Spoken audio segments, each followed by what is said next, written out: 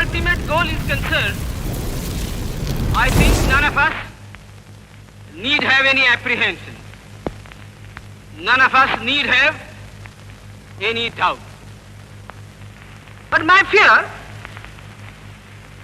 which I must express clearly, is this. Our difficulty, as I said, is not about the ultimate future.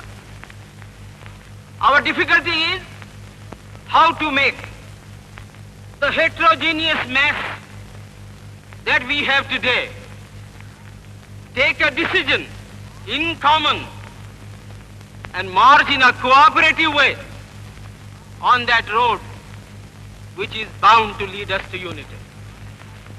Our difficulty is not with regard to the ultimate. Our difficulty is with regard to the beginning. Mr. Chairman, therefore, I like a strong, united center.